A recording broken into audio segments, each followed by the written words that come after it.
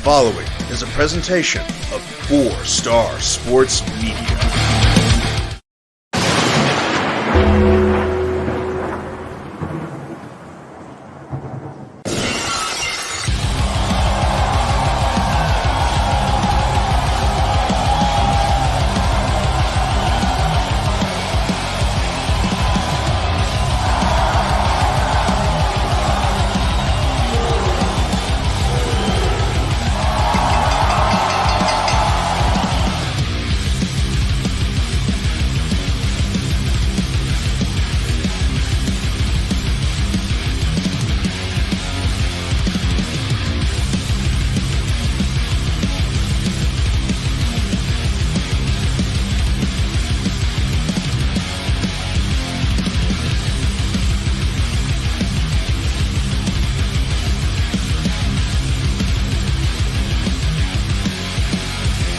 Welcome to the Sidecar Cafe Arena for the Falls Count Anywhere show. Now, let's take you to ringside with Zach ZK Kerr, Marcus MC Carlton, and Brandon Bumgarner on the 4-Star Sports Radio Network.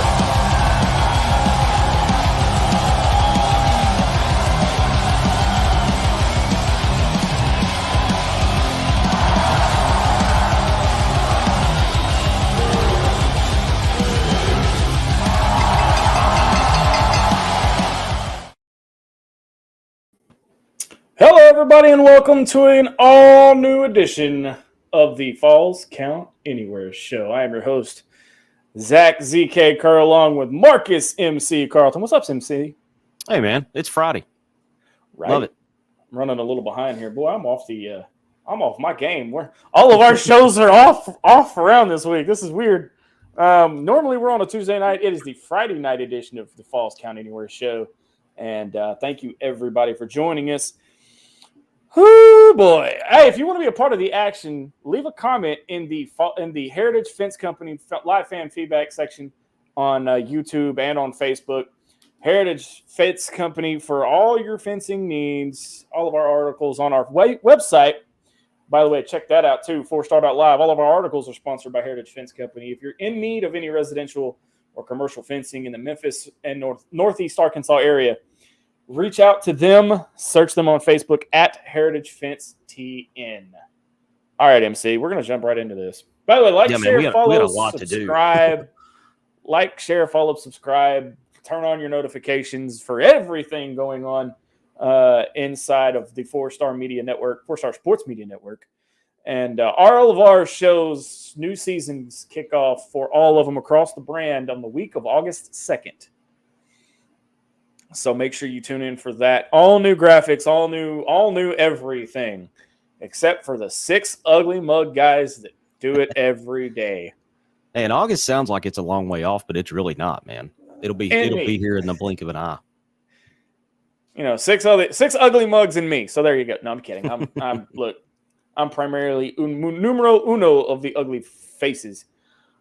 All right, MC. So let's jump right into this. And WWE, and it seems like, you know, WWE and AEW both are struggling right now with the injury bug. Cody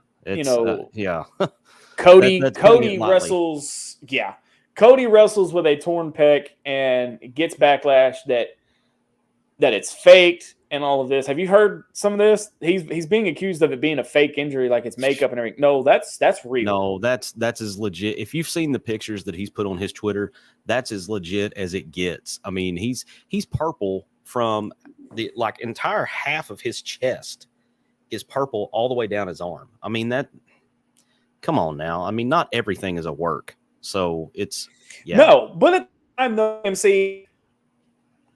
You know, we've said it for years. If you see it on TV, don't always believe it. Right. Yeah, especially when it comes to professional wrestling or sports entertainment. Yeah. Well, and even with the MJF storyline over in AEW, mm-hmm. I don't think that's a work. I think that's a shoot. I think that's real life. I think it's real, and we can talk about this when we get down to AEW. I think it's real, but I think that they, all the people involved with AEW are smart enough to be like, hey, let's milk this because it's creating some buzz, and it's creating, Eric Bischoff always said controversy equals cash. And it's got a lot of people talking about AEW that maybe wouldn't normally be talking about AEW. Oh, absolutely. Absolutely. They are. I mean, I had to go back and watch that promo because I didn't believe some of the stuff that I was reading about it. Oh my God. It got comparisons to Punk's pop bomb of 2011. And I'm not sure that it didn't cut a little deeper than I think it cut Punk's. a little bit deeper, but I think it did too. We can jump into that once we get into that, AEW. Yeah, but I want to talk about Hell in a Cell. WWE's, I would say pay-per-view, but it's now called a premium live event because it's on Peacock now. Oh, premium live event. Okay. I think back in the day that some of us called those pornos, but we're not going to say that. Yeah, I didn't hear me say that at all. I'm probably going to get in trouble for that one, but that's all right. Comes out, and I mean, for a lackluster kind of middle of the ground pay-per-view, only having one match inside of Hell in a Cell. Mm-hmm. And no titles defended. And no titles defended. Let me get on my soapbox here, MC. Here's the thing. Yeah, buddy, get it trending on Twitter. Hashtag here's the thing. Where in the hell is Roman Reigns, and why is he not defending that title? He wins the title and then pulls a Brock Lesnar and goes, I'm not going to defend it. I'll just show up whenever I want to. Yeah, well, I mean, and in his defense, which he doesn't need defense, but I'm going to defend him here anyway. If you can do it, why not? From his perspective, why not do it? Who's left other than, the one guy that was left that you were probably going to throw to him and maybe have that guy go over on Roman is now out for 7 months. Yeah. Going to miss the 2023 Royal Rumble. God, that sucks, man. That sucks because they had big plans for him at the Rumble. Oh, yeah. They had huge plans. I bet you they had huge plans at Money in the Bank. Oh, I'm sure they did. He was the guy. He was the you don't bring him back to be a mid-card guy. Heck no. He's been there. He's done that with Stardust. When you're bringing in the American Nightmare, I don't even think that was a mid card. I think that was dumpster fire. I was trying to be nice and be a little generous. Come on now, MC. But if you bring the American Nightmare in, you're bringing him in the main event. Yeah. Well, nobody's going on after him. Everybody keeps talking about The Rock versus Roman at WrestleMania. Nah. Why would, unless it's a title defense? I mean, and I know we're caveating off of like 4 different topics here with WWE, but that's how we do it here on Falls Count Anywhere at the Take It Easy Travels. We'll circle back around. We'll make the full loop here. Right here at the Take It Easy Travels announce desk. Like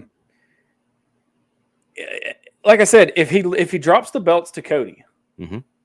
and I say belts because why they unified the damn thing, I don't understand. For Roman to unify it and then drop it, and then not defend it and then drop it. Yeah, the Rock Roman storyline means nothing. Yeah. I've never been a huge fan of the Rock Roman storyline anyway. For a minute, I thought you were going to say you weren't a big fan of the Rock. And I love the Rock. Absolutely love the Rock. But that potential storyline, and I think a lot of that has come about as fantasy booking by fans. I don't know that I've seen anything from like what I would consider anywhere close to an official capacity that they were going to go down that road. Dave Meltzer reported that is the storyline going into next year's WrestleMania. Okay, well, Dave, more times than not, is right on the money with things. I don't understand that storyline. I'll put it that way. Because what do you do? Because you're going to do one of two things. If Rock comes in, he's going to cut some great promos leading up to the match. He's going to hype the match up. But then if he loses to Roman, you're possibly hurting the legacy of an absolute legend. All right? Yeah. If he goes over on Roman, well, he's not going to stick around to defend the title. So what are you going to do then? So I don't think there's a good way you can. Either way you go with that storyline, I don't think it's going to benefit WWE in the long run. It's a Band-Aid on a gunshot wound.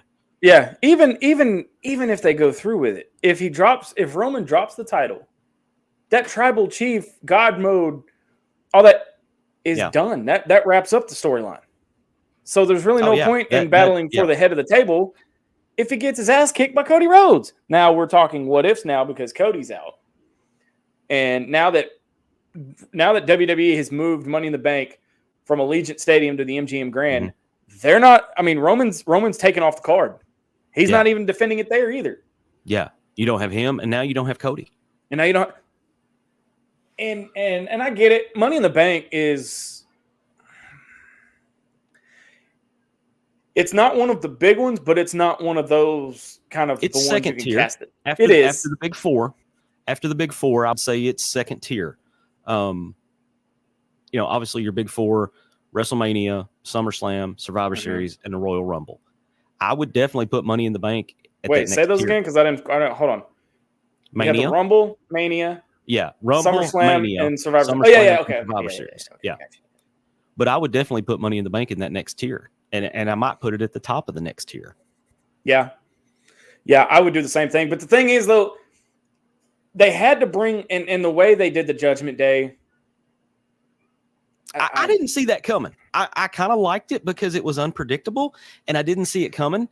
At first, I was a fan of Edge. Yeah, oh, Edge. Sorry, there's a little delay, MC. I don't mean to keep cutting you off. Oh, you're fine, man. You're fine. I've been a fan of Edge for a long, long, long time, and he sells the product very well. The fact that he just laid there when they put that bar in his mouth and just laid there, you could tell Edge was not okay with that storyline going the way it was. Yeah. I mean, you saw the aggravation going, I'm just going to do this. Yeah. You know what that reminded me of? So I'm going to go way back here to when towards the end. The touch tap?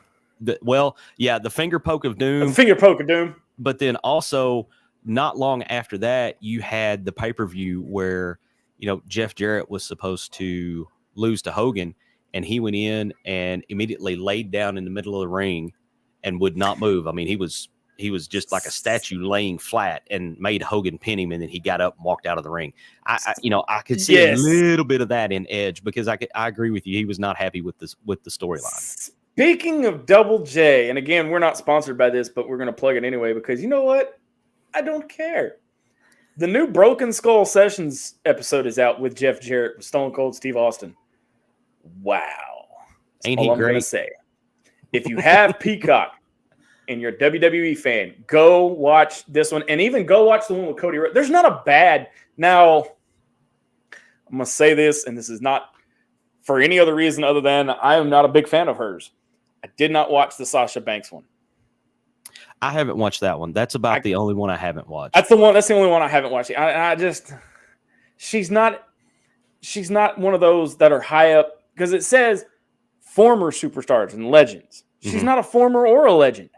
Yeah. She's a crybaby in my opinion. Some people would classify her as a legend because her and Charlotte and Becky Lynch and Bayley, they kind of took the women's division to a different level out of the I don't know how else to put this. Out of the bikini matches TNA, edition or era. You got Ronda. You've got. But Ronda wasn't there. When they first made that hardcore. You're talking about the four horsewomen, evolution basically. Or whatever. Yeah. The four horsewomen. Women's Revolution or whatever. Yes, the Women's Revolution. That's what I was trying to think of. When they did that, the four pillars of that were Charlotte, Becky Lynch, Sasha Banks, and Bayley, because they all came up from NXT around the same time and kind of took the women's division to a different level. So some people would qualify that as why they would call Sasha Banks a legend. I think it's a little early in her career to be calling her a legend. I think she has done some groundbreaking stuff, and she's very polarizing. She's kind of like the New York Yankees. You either love her or you hate her. There's no middle ground with her. Wouldn't go as far as saying she's in like the New York Yankees, but okay. I've never seen the New York Yankees get mad and stomp off the field. No, but I just mean in regards to there's no middle ground. You don't have any fans. Oh no, she goes from one extreme to the other. Yes. You either love her or you hate her.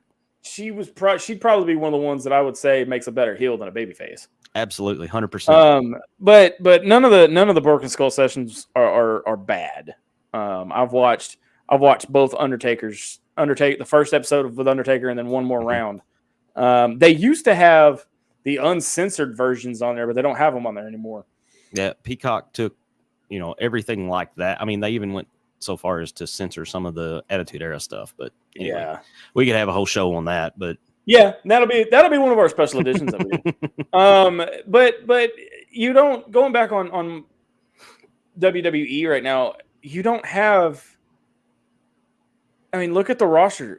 Yeah. Me personally, outside of Edge, Roman, and Cody, on either brand, you really don't have anybody that you trust to carry it. Do you think, and I know you're not real deep into NXT 2.0, but do you think that this speeds up the pathway for Braun Breaker? You think maybe that they take this opportunity to try to push him up to the main roster a little quicker? Knowing WWE and the way they do things? It's not going to happen. Well, I mean, it could be a double-edged sword because if anything, they're going to slow it down. Could be. If anything, they're going to slow it down. I mean, and this is what really sucks is Cody was just hitting his stride. And absolutely. Just lighting the freaking place on fire. Mm-hmm. And now we're not going to see him again for 7-8 months. Yeah. The next time we might see him is Mania again. It could be. Yeah, it very well could be Mania. Think about it, MC. You're not going to bring him back at Elimination Chamber. No. There's no point. No. Save him, let him heal up, and then let him train, let him get even better, get even stronger, and get even healthier. Bring him back at Mania. And and again, knowing how WWE does their stuff, you could be looking at a triple threat. So when you say bring him back at Mania, do you bring him back as like that's the first time he appears, or is that his first match? Oh no, I think that's the first time he comes back. I think it's first time he appears. Basically. Oh yeah. I think that's his return. Because why would you bring him back before that? If Mania is on the horizon and he's going to miss Royal Rumble, you don't bring him back at Elimination Chamber because it's a mid card, low tier. That's a filler. It's a filler. It is all it is. Mm-hmm. And you don't have. There used to be 3 pay-per-views before WrestleMania. There used to be the Rumble, Elimination Chamber, and then one more, and then Mania. And I don't remember which one is in there now because there's like a month and a half gap. Yeah. But no, you hold him out till WrestleMania because that's where the biggest pop's going to come from. Mm-hmm. In LA, in April, it's a 2-night event. Oh, I forgot it's in LA. Yeah.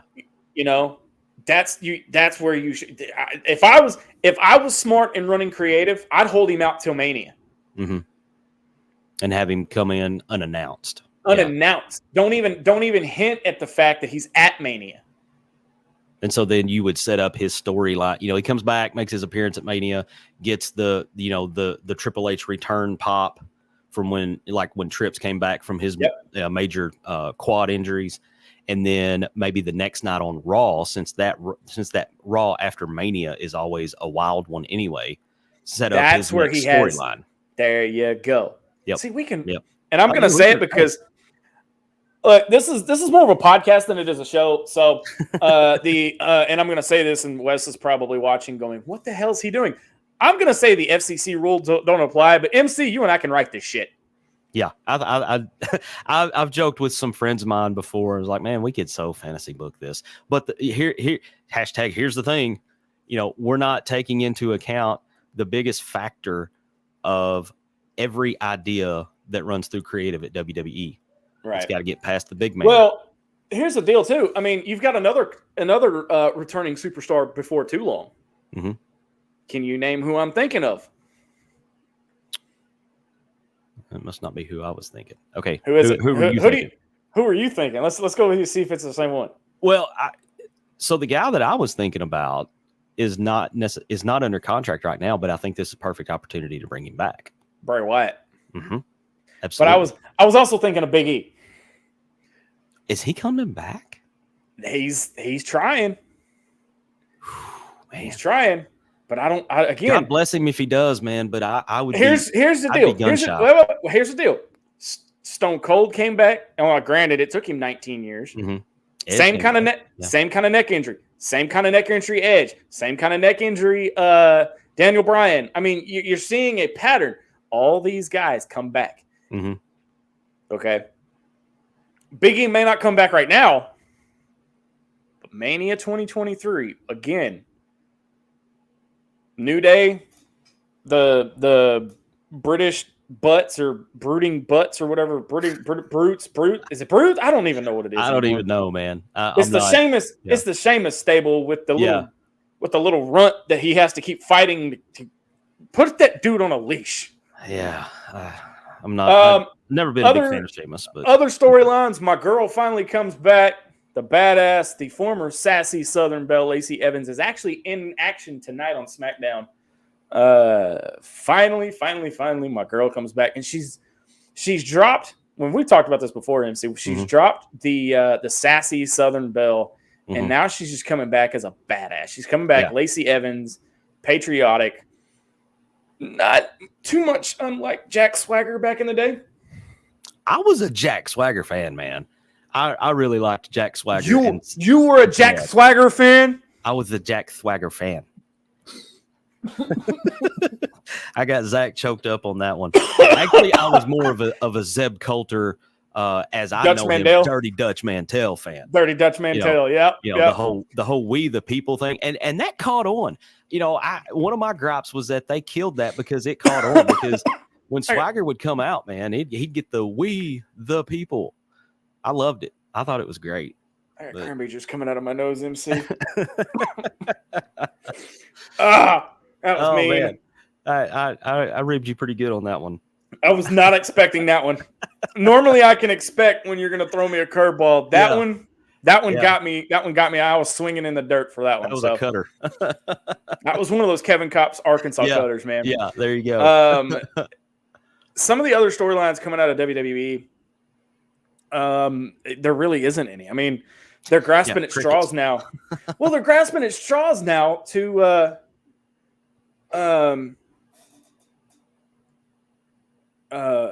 fill these spots. I mean, now what would be cool? There's gonna be hard pressed to pull this off.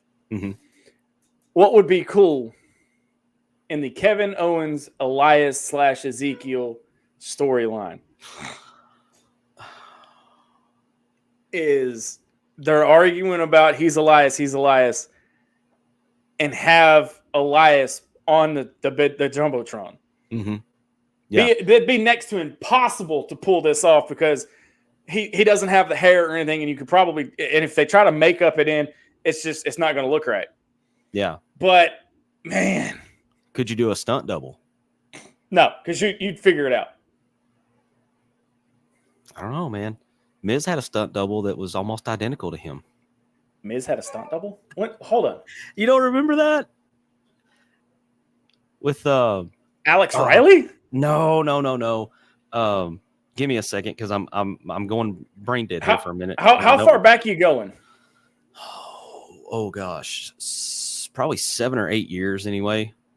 God, what was that dude's name? I can't even remember the guy's name now, but it was a big joke. It was like the whole Elias and Ezekiel thing because he looked nothing like the Miz. Oh my God. I'm getting old. I can't remember. Oh, no wonder. I just thought about this, dude. Biggest news of the year. June 27th edition of Raw. 20 years. Oh, wow. Of you can see me. Yeah, Cena. You can see me. He returns to the WWE, and he might be the only one that could save WWE's face right now. You talk about needing him now more than ever. Oh, absolutely. And okay, so I found the name I was looking for. Damian Sandow. You remember? Oh, Damian? yeah. Yeah, and he had, he was Miz's stunt double and that whole storyline. He went as another name at first. Damian Sandow. Had the robe. Yeah, I don't remember what that was, but Mizdow was the whole stunt double thing. I had to look it up because I couldn't remember the guy's name because it's been that long since he's been in WWE. So, do you remember? I was going through my Facebook memories. Do you remember Bo Dallas? All you have to do is believe. Yeah. My wife was still watching wrestling with me at that time, and every time he would come on, I mean, he had go away heat with my wife. She's like, "Oh my God, I can't stand this dude." Wait. Adam Rose. Don't be a lemon, be a rosebud. Yeah. So you remember his posse? Uh-huh. Do you know who was in that? You remember who was in that? You know, it slips me, but I'm Braun probably Strowman. No. Yeah, oh yeah, go back and look at the footage, man. Yeah. Braun Strowman was in the posse that would. I can't remember what they call it. The Rosebuds, maybe. I don't remember. Yeah, it's the Rosebuds. He was be a lemon, be a rosebud. Yeah, that's where you remember the whole storyline with the bunny. That's where the bunny came from. Oh, the bunny was one of the Rosebuds, and that's where that came from. And but yeah, if you can go look, this was before. I guess Braun was still like in developmental at this point. But he was one of the Rosebuds. And there was somebody else in there too. I think maybe one of the women's stars, but I can't remember who that was now. But at this point, though, I mean,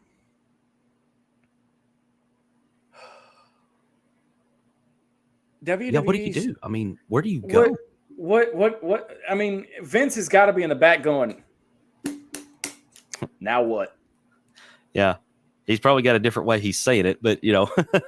What are we going to do now? Well, I mean, so if I'm Bruce Pritchard, or I'm one of the few people inside of Vince's circle that he trusts, I'm trying to convince him to reach back out to Bray and see what you can do to get him back under contract. I mean, because he's over with the fans, you know, it's going to be an insane pop. He's a great creative mind, so he could come in. Do you bring him back as a new character, or do you bring him back as Bray Wyatt / the Fiend? I don't know. I think you've got multiple options there. My favorite version of Bray, the Fiend, is okay.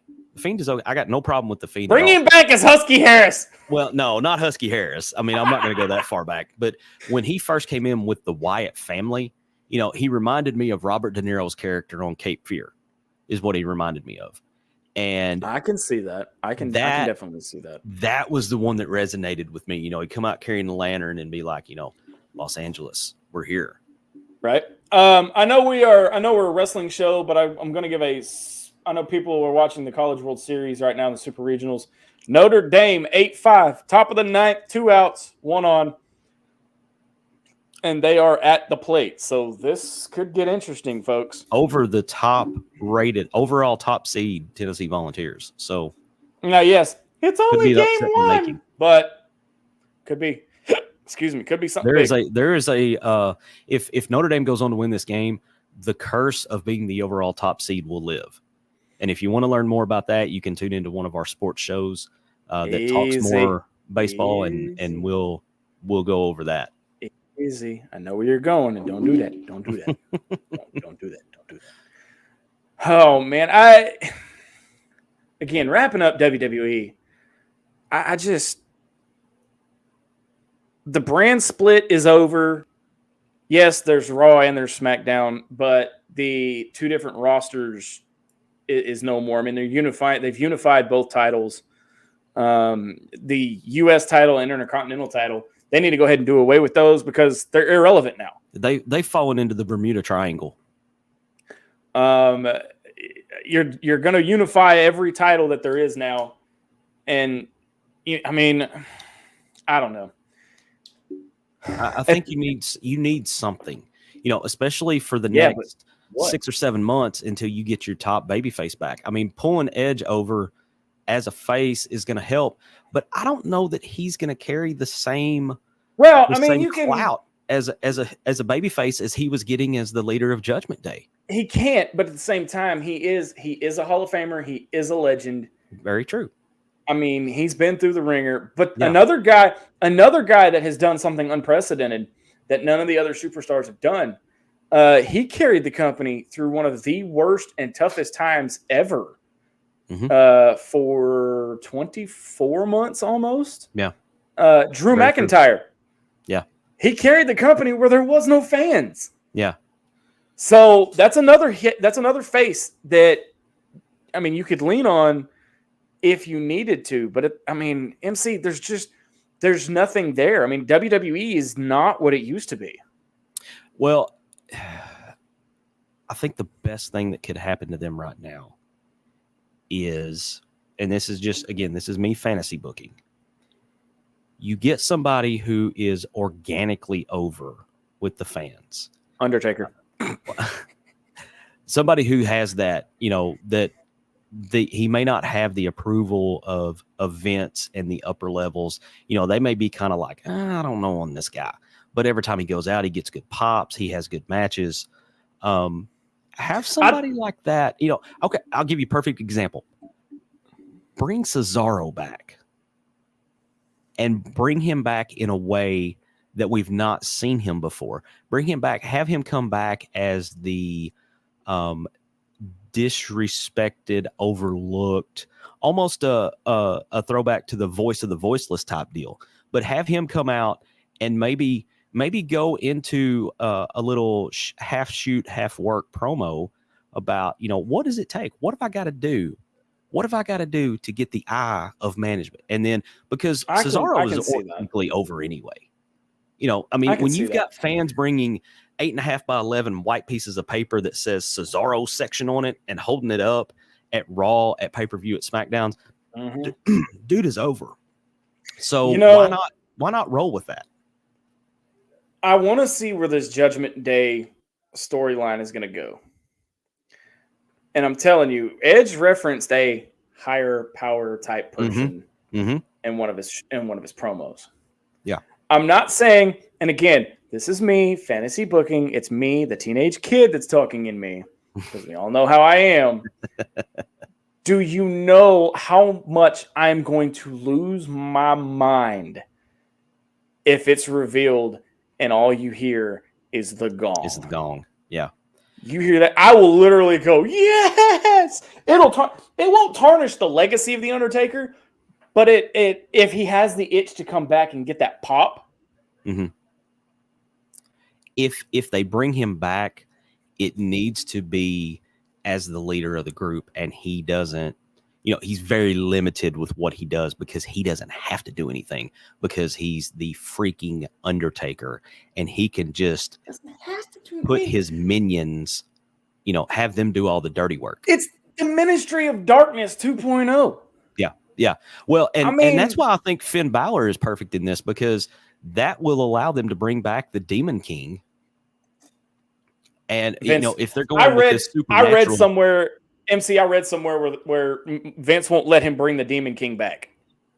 See, man, I think I'm almost sure I've read somewhere where they're not going to bring the Demon King back. See, man, when he was in NXT, the Demon, and it wasn't the Demon King, it was just the Demon. The Demon was over. I would have loved to see Tennessee's 2 outs away from losing this game, by the way. I would love to see Bray Wyatt versus the Demon. I think it'd be awesome. The Fiend and the Demon. Not Finn Balor and Bray Wyatt, the Fiend and the Demon. At Hell in a Cell. Imagine? Can you imagine? I'm salivating at the thought of that. But can you imagine if that was a tag team? I didn't even think about that. I was thinking about them going head to head. Well, but if they team up and become a tag team, oh, dude, look out. Yeah, that would probably flip the tag team division on its head, because WWE doesn't put the same emphasis on the tag team division that AEW does. And again, if you've watched this show, I'm an AEW lean, and one of the reasons is because I love good tag team wrestling.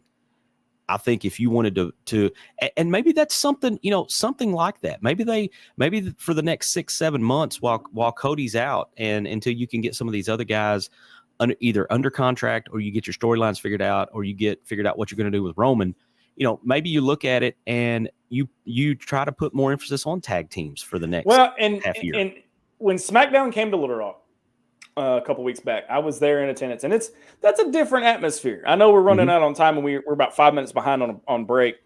And it's a different atmosphere when you're in person versus watching it on TV. Absolutely. Yes. However, there was not a singles match on the card. See, that's like Teddy Long was back in charge. There was not. I was expecting Teddy Long to come out and go, hey, hold on now, bro. Hold on now, player. Yeah. You're going to have a match tonight against The Undertaker. No, and that would be fine if they wrote the tag team storyline had substance, because I'll be honest with you, Shinsuke Nakamura, Matt Riddle, makes no sense to me. I mean, even Randy Orton's out. Yeah, we didn't even talk about that, but Randy's even out Orton's too. Out. And I mean, we can jump in with have an entire show on WWE and their injuries, but if I don't go to break, our sponsors are going to kick our tail. But so we're going to hear from Sidecar Cafe when we come back inside of the Sidecar Cafe arena here at the Take It Easy Travels announce desk. MC is going to break down AEW, because let's face it, I'm a WWE guy, and this guy over here, he's the AEW guru. So you're watching the Falls Count Anywhere show on the 4-Star Sports Radio Network. Back in 60 seconds.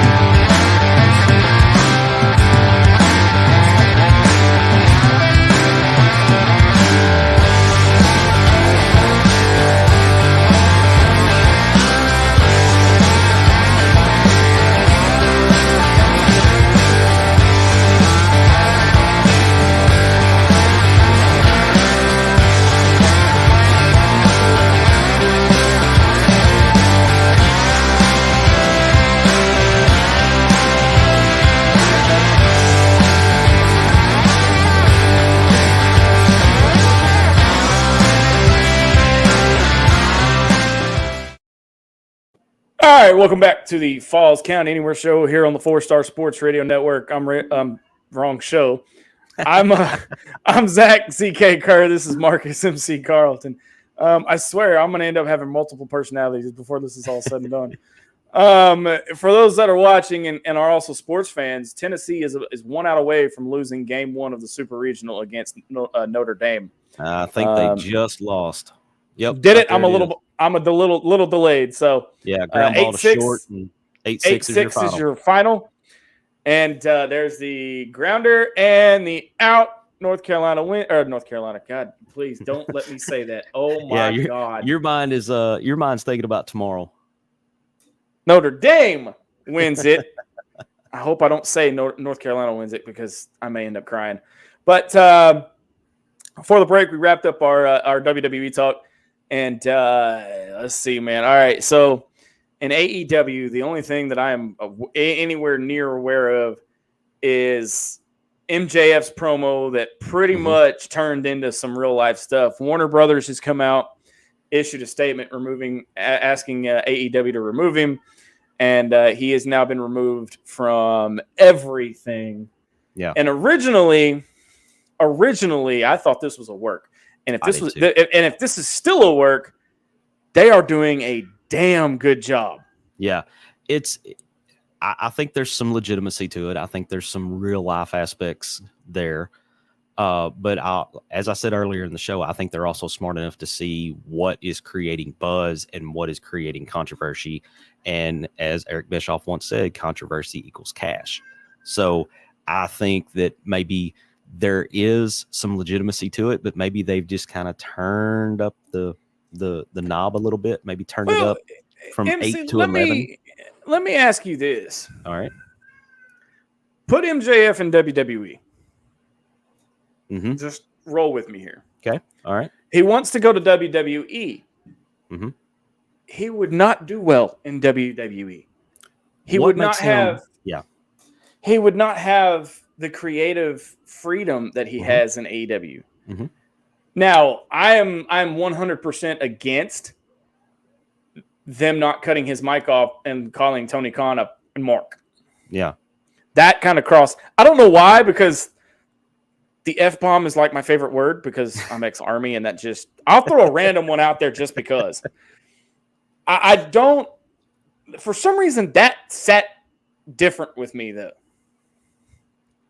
Yeah, that was I think that's the point of that particular show when everybody looked at it and kind of went, oh, this may not just be a promo, you know.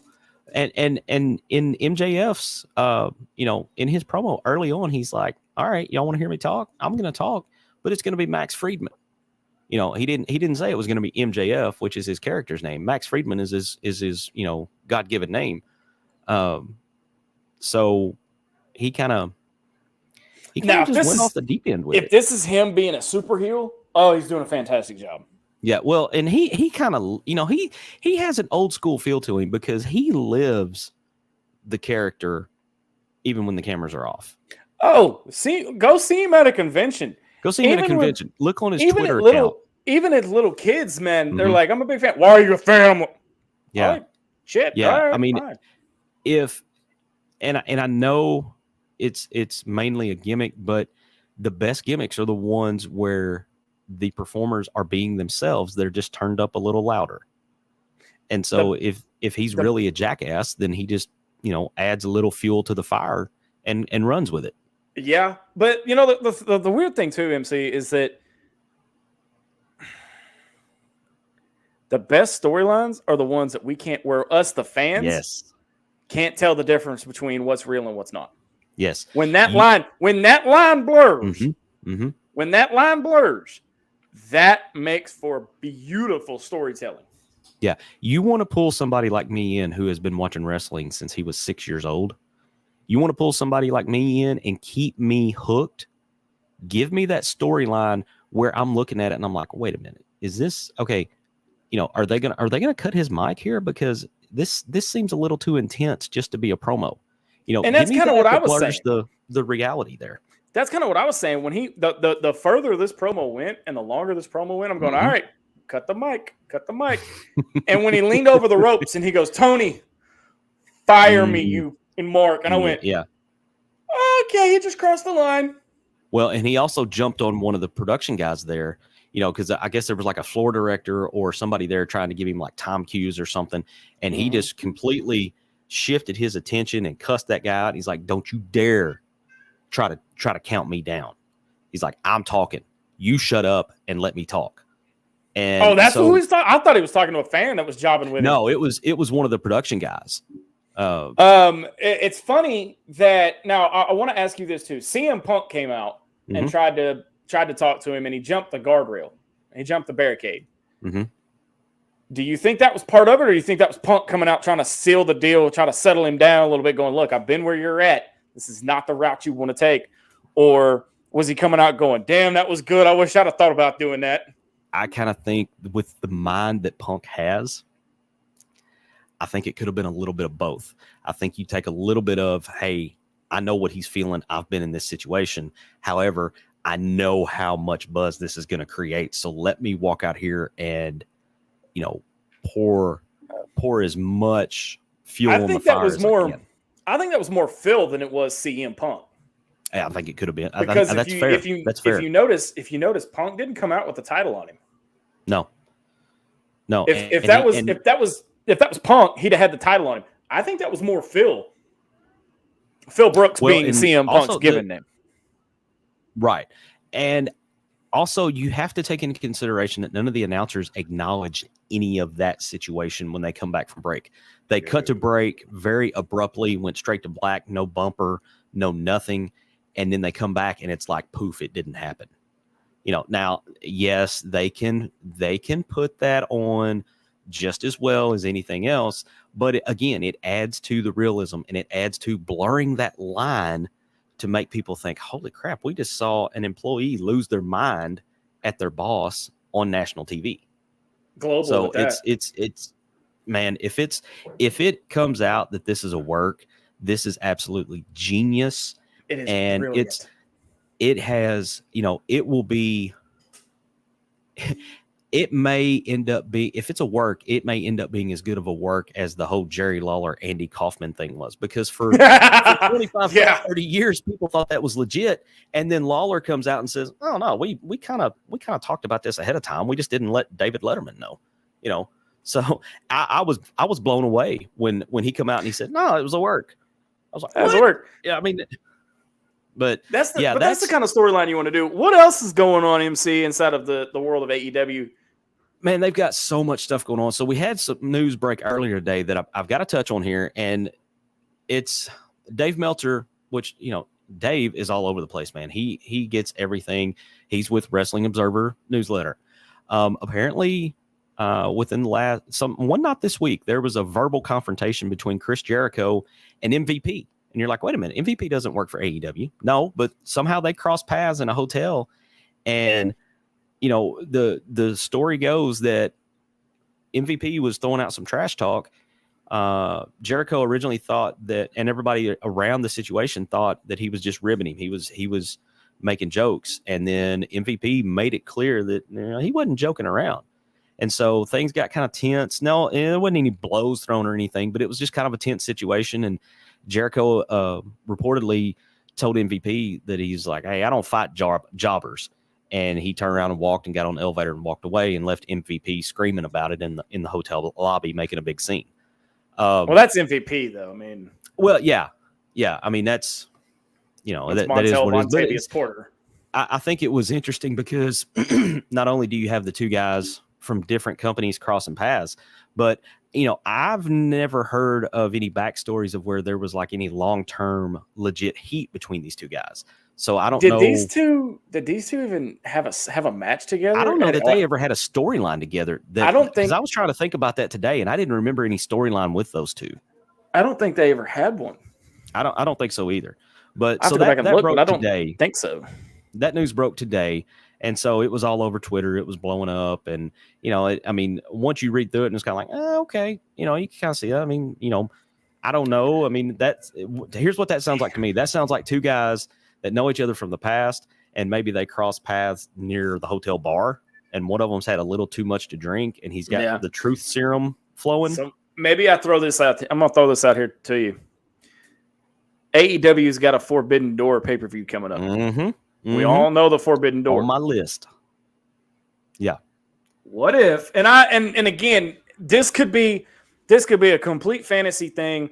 Or it could be Vince finally grasping at straws going, all right, I'm losing the handle on this WWE. I'm losing my touch.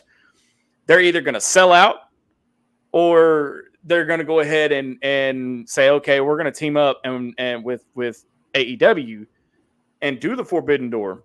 And could you see MVP Omos at Forbidden Door? I mean, who knows, man? I mean, I would not put anything past Vince. If there's one thing the guy knows how to do, he knows how to make money and he knows how to generate buzz.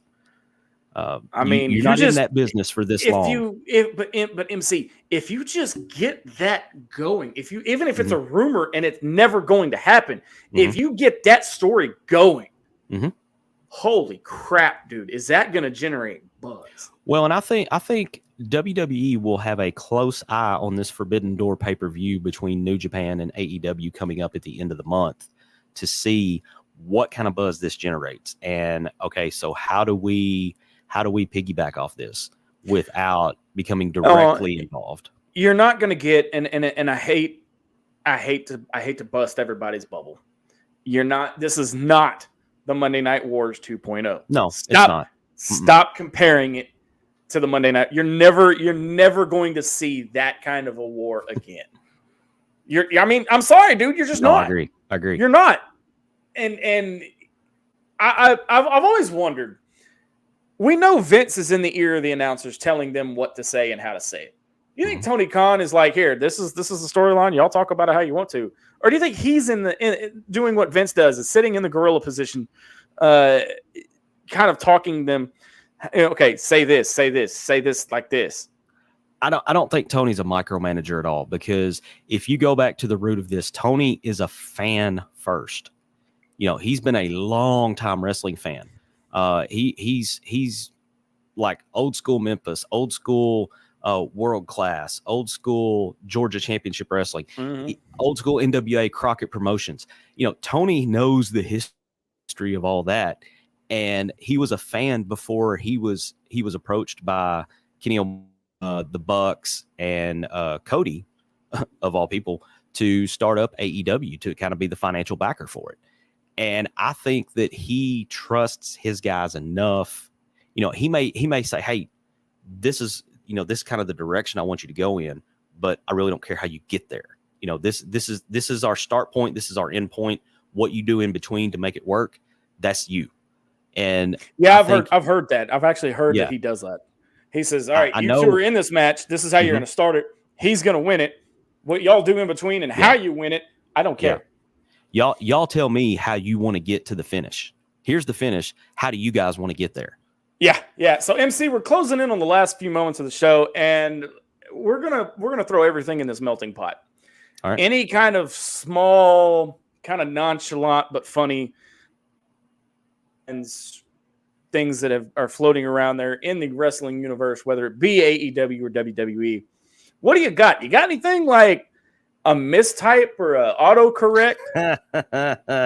Yeah. So earlier this week, and you can find this, it's all over Twitter.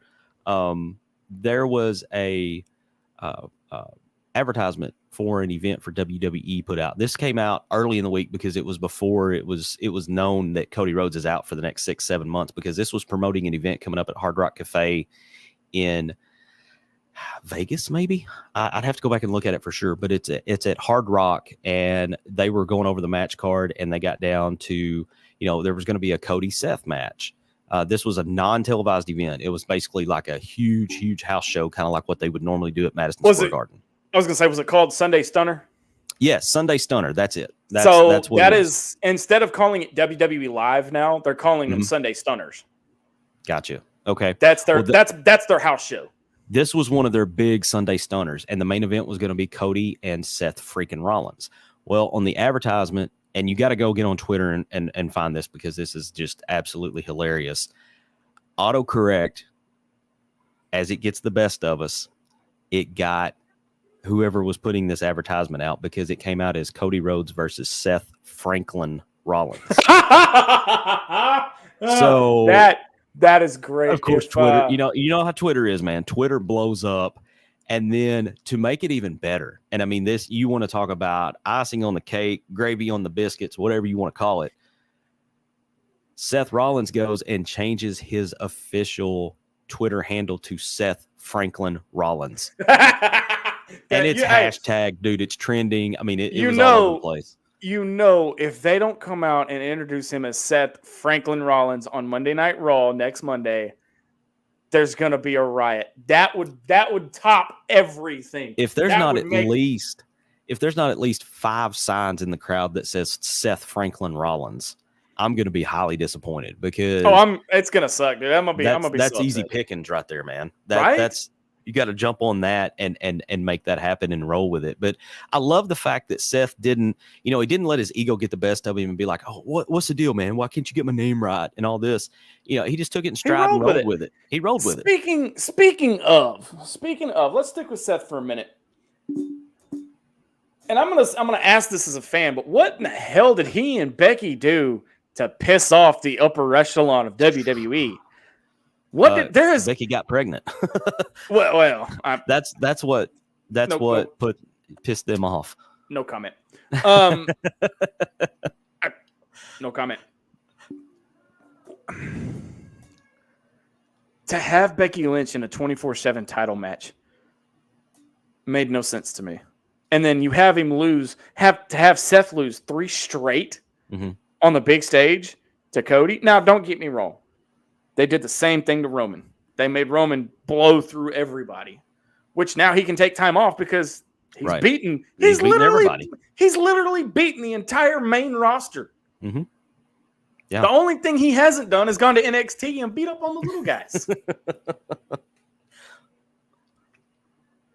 But you've got to wonder, somebody somewhere is pissed at Seth and Becky. Yeah, I think so. So There's got to be something, because when I saw her in that 24/7 match, that was the first thought that came to mind. I was like, okay, well, she's done something to tick somebody off, right? But I don't know. I don't know. I don't know what the deal is there. Excuse me. Again, you go back to the contrast of the two companies. Mm-hmm. And now MJF that's a whole different ball game right there. That's a whole different ball game. It's a whole different Becky and Seth situation. No pun intended, but that's a whole different arena. Yeah. I'm not even sure they're in the same city. That's completely different. But I am to kind of circle back to AEW and kind of put a bow on this. I am very intrigued by the matches they are setting up for this Forbidden Door pay-per-view that's coming up.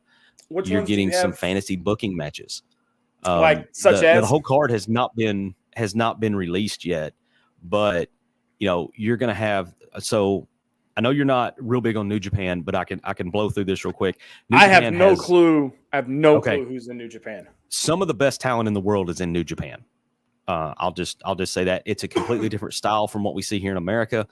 It's called strong style, which is what Nakamura came in with, but the strong style he came in with is nothing like what he was when he was in New Japan.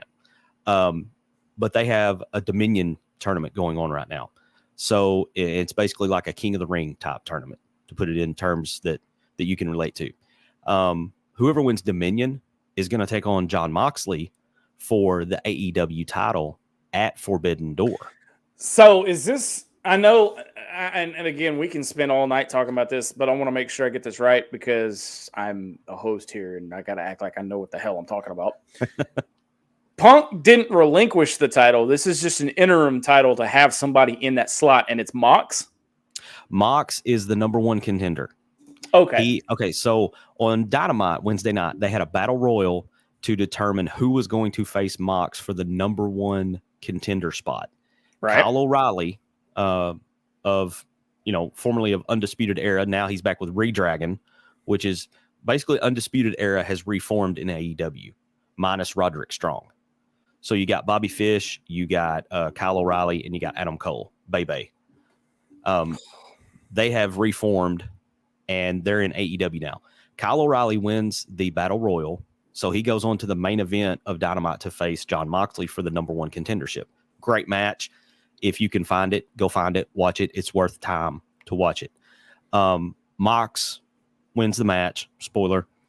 And so now he's the number one contender, and he awaits who's going to win the Dominion tournament in New Japan. And so that's going to be one of your main matches on Forbidden Door. Another one was going to be Okada and CM Punk. Okay, CM Punk is injured. He's not going to be there. So now you're going to have Okada and Hangman Page. This match, trying to explain Okada, he has the popularity of CM Punk in Japan. He is dude is just uber talented, and he is kind of a CM Punk version in New Japan Wrestling. So that will be a very hard. This whole card will be insanely hard hitting, because the one thing about New Japan is, they are the closest you can get to having real hits without them being UFC style, bar fight hits. Strong style is very stiff, to put it in wrestling terms. So that whole card is going to be insane. And that pay-per-view is coming up at the end of the month. And it's a first time ever you've had multiple, first time in the modern era that you've had multiple promotions of this level come together. And again, that's why they're calling it the Forbidden Door, because you're going through that Forbidden Door and you're going to uncharted waters, basically. Now, I have one prediction, and then I'll wrap this up. Kenny Omega is going to return at Forbidden Door. That's me. Is he finally healthy enough to come back? He's healthy enough to come back, but he's not healthy enough for a match. But what we were talking about. So why bring him back if he can't? So what we were talking about doing with Cody when Right. he comes back to WrestleMania, Right. you're going to surprise the crowd because Right. Kenny Omega made his name in Japan. Okay. As part of Bullet Club. He made his name as the cleaner. That's what made him the Kenny Omega that we see today. Okay. So what better time for him to come back and make his first appearance in what's going to be not quite a year, maybe 9 months, because of all the different injuries he had, than where he is currently and where he made his name. Those two promotions coming together. You have Omega come in, and maybe he challenges Mox. If Mox comes up and wins the AEW title, maybe he comes in and Forbidden Door goes off the air with the big stare down. I think there's a golden opportunity there that I think AEW is going to cash in on. They can build it up from Forbidden Door until All Out in Chicago, which will be in August. It's not a bad idea. And then because that's one of their big ones. All Out is one of their big ones. So, well, they only have 4 a year though. Right. But All Out is, it started out as All In before it became AEW, because that was the first pay-per-view that Cody and the Bucks and Kenny all put on together because they want to fill a 10,000 seat arena, and that's what led to the forming of AEW was the results off of that pay-per-view. Well, then they come back around and they do All Out after AEW gets set up and everything, and All Out is traditionally the one that happens in August now. So I think that's the perfect time to bring Kenny back, have his first match. You bring him back here at Forbidden Door, let him build the storyline until August at All Out, and then maybe you put the belt on him. Maybe he and Mox have a series of matches. I don't know where you go from there, but I think this is the perfect opportunity to bring him back. I can get down with that. I can get down. I can see that. Any final thoughts before we get out of here tonight, MC? Man, it's just, you got to get guys on both companies healed up. We didn't even go through the laundry list of guys for AEW that's injured, but you got CM Punk, you got Scorpio Sky, Adam Cole is beat up and he's not going to be wrestling for a while. He's still on camera a lot, but he's beat up. And then obviously Cody and Randy Orton and good Lord, who else did we talk about on WWE? I don't. Now the Randy thing, he may just be taking time off. I have not heard. Injury. I thought he had some kind of nagging injury that he couldn't get over. Now you might be right. I have not heard anything official coming out of WWE about the status of Randy, whether he's hurt or not. He's not there. We know he's not there. Yeah, that's the bottom line. Riddle makes that known every Monday. And they need him. At a time they need him the most, he's not there right now. So I think he'll pop up. I think he'll pop up. All right. So our next airing, if for all of you Razorback fans that are watching us, if Arkansas wins, there will be a MC. I'm going to throw this on you last minute. There may be a show Sunday. Okay. Sunday evening.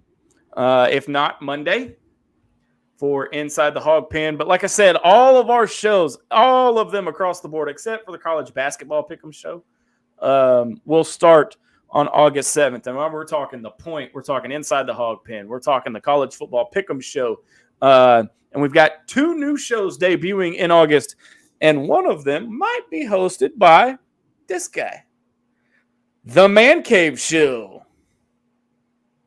It is this one we brought back. We had it during COVID. I had it during COVID as something to just keep the rust off of my mic skills and everything else. Just spewing shooting the shit, as we like to say.